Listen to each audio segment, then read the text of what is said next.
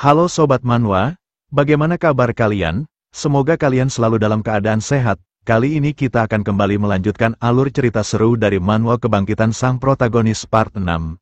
Bercerita tentang seorang protagonis yang mengembara di dunia murim. Ia tak sengaja bertemu dengan sosok legendaris dan memutuskan untuk bergabung dengan sekte pengemis. Di bawah bimbingan Sang Master, ia mempelajari seni bela diri absolut yang membawanya ke puncak kekuatan. Namun, ketika sang guru yang merupakan pilar utama sekte ini meninggal secara misterius, sekte pengemis mulai mengalami kemunduran. Tak terima dengan nasib itu, protagonis memutuskan untuk meninggalkan sekte dan menyelidiki kematian tuannya. Dengan tekad yang kuat, ia berambisi untuk membangun kembali sekte pengemis yang baru, yang akan kembali menjadi kekuatan yang tidak bisa dipandang sebelah mata. Nah, bagi kalian yang belum menonton part sebelumnya, silahkan cek playlist yang telah Mimin buat. Kalau sudah, langsung saja kita lanjut ke part 6.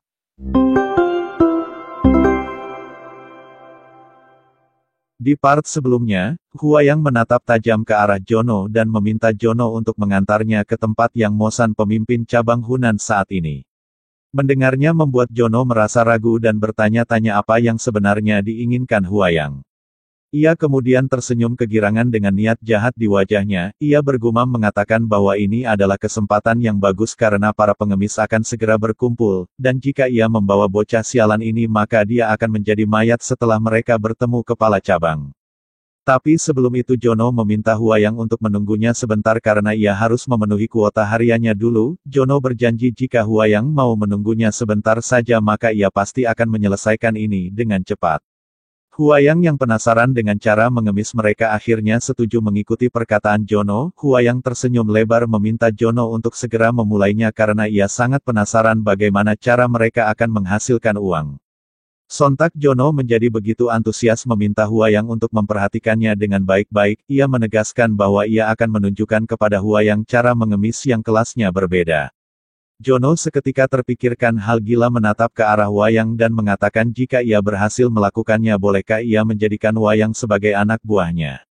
Sontak seketika hantaman keras langsung dilayangkan Huayang dengan raut wajah penuh kekesalan meminta Jono untuk berhenti mengatakan hal omong kosong seperti itu. Kepala Jono kembali benjol, ia menangis dengan tubuh yang bergetar mengatakan kalau ia akan segera melakukannya.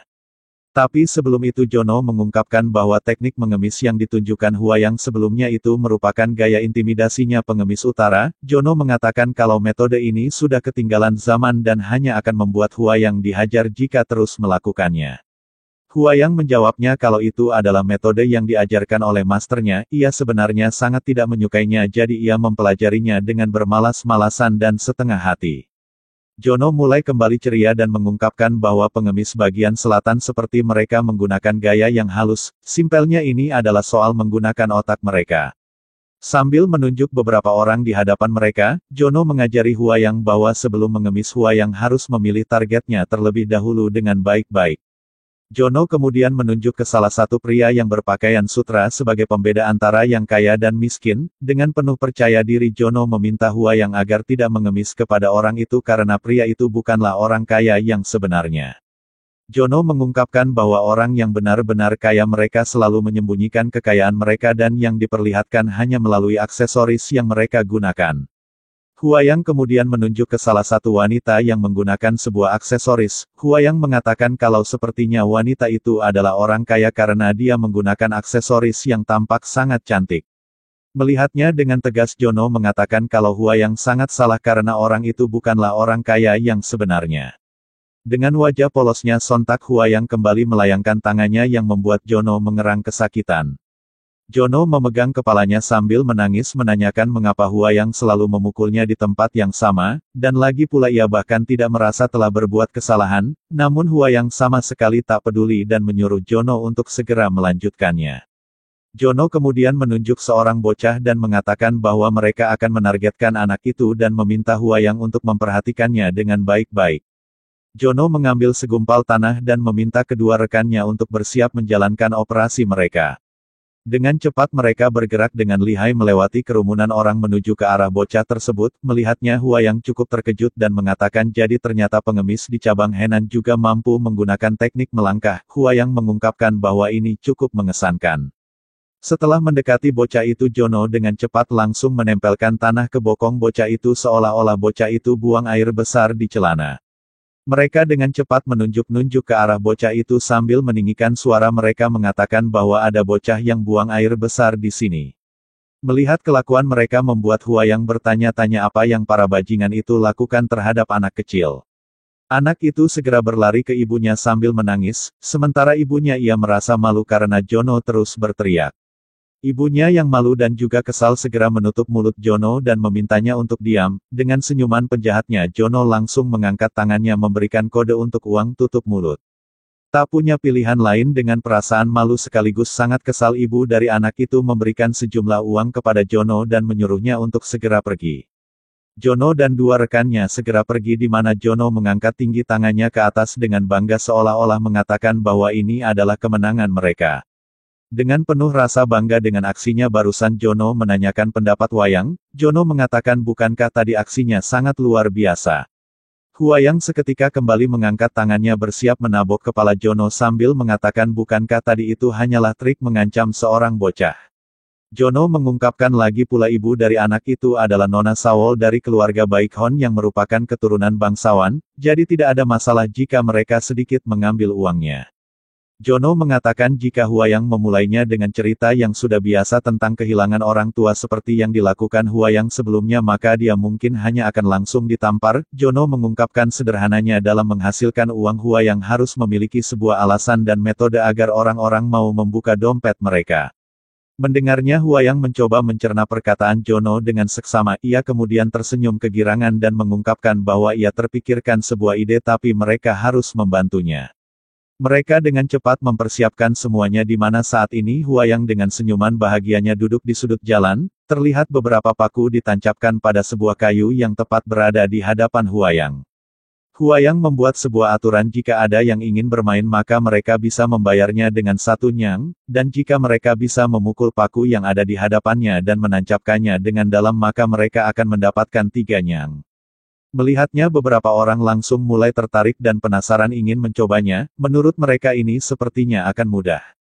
Mereka dengan penuh antusias segera mencobanya namun hasilnya gagal karena pakunya rusak dan bengkok. Mereka mengungkapkan bahwa ternyata ini lebih sulit dari yang mereka bayangkan, meski begitu mereka sangat menikmatinya.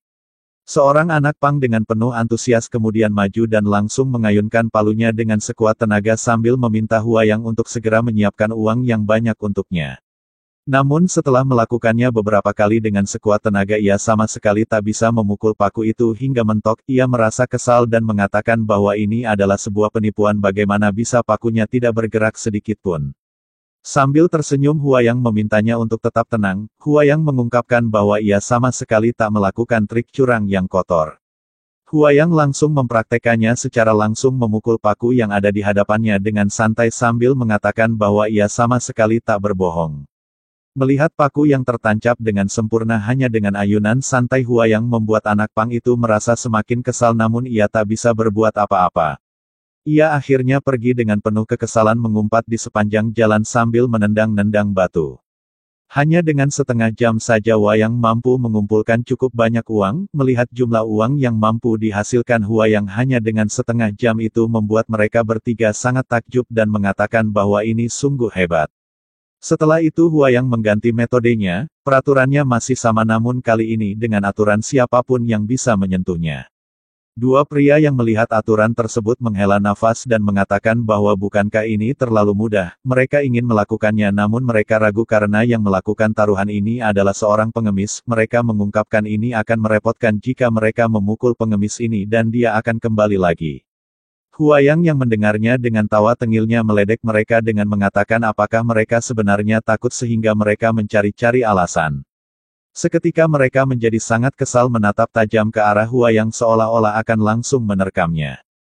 Pria berbaju hijau dengan cepat segera berlari ke arah Huayang sambil berteriak menegaskan bahwa ia tidak akan bertanggung jawab jika ada yang babak belur.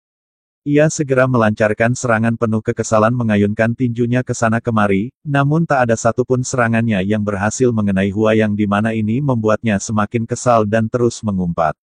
Orang-orang yang melihatnya mulai berdatangan dan begitu terhibur mengatakan bahwa ini sungguh luar biasa.